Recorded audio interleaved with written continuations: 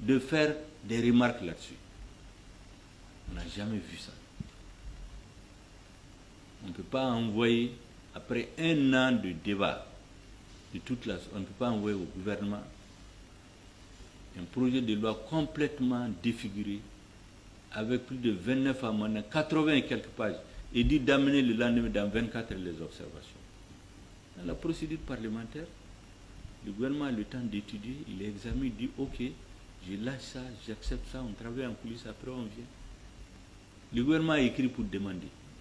À la dernière minute, on lui a dit niet, il faut que vous veniez.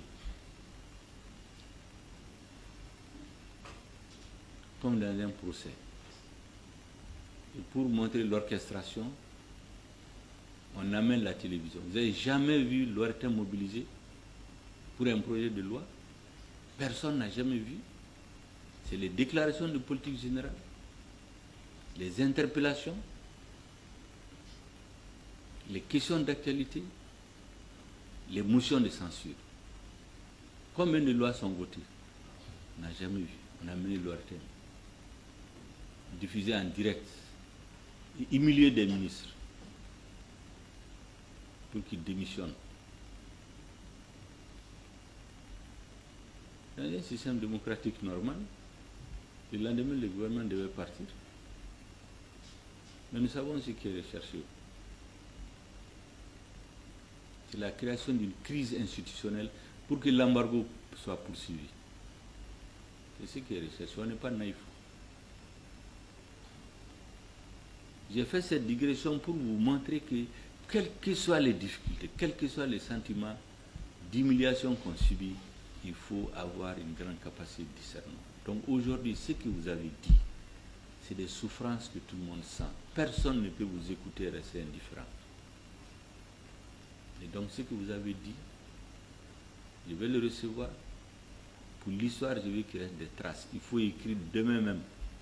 Saisir le Premier ministre par cet écrit. Je vais envoyer faire une réunion des ministres là-dessus pour qu'ils fassent une proposition de suite à donner au gouvernement. Je ne dis pas qu'on va tout faire, mais au moins on va faire ce qu'il faut pour essuyer les larmes autant que faire se peut. Mais n'oubliez pas que vous n'êtes pas les seuls. Vous avez les mêmes problèmes à Kenyeba. Je prends les mêmes problèmes à Bankas, à Koro, qui sont devenus l'épicentre du martyre que notre peuple subit.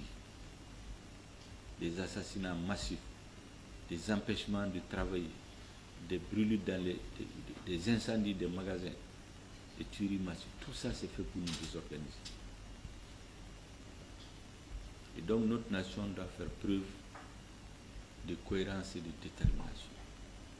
J'ai toujours souvent donné l'exemple des pays qui ont résisté à la Deuxième Guerre mondiale. C'est des pays qui ont été mis sous embargo. Des gens ont vécu 2 ans. Ils mangeaient, ils n'avaient même pas à manger. Leur peuple a tenu. Et les dirigeants ont pu leur donner l'espoir.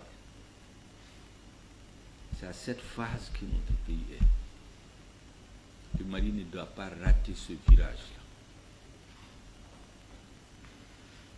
Et pour cela, il faut qu'on ait le moral de faire.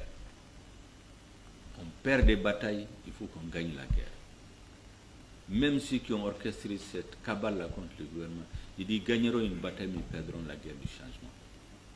Parce que ceux qui ne veulent pas du changement, qui se sont organisés, qui ont misé sur la chute du régime pendant 1 an, qui ont refusé toutes les portes qui ont été ouvertes, qui sont venus rentrer par la fenêtre et tout défigurer, et chercher à humilier les membres du gouvernement. Vous n'avez jamais vu un parlement où on refuse la parole à un membre du gouvernement? On n'a jamais vu ça.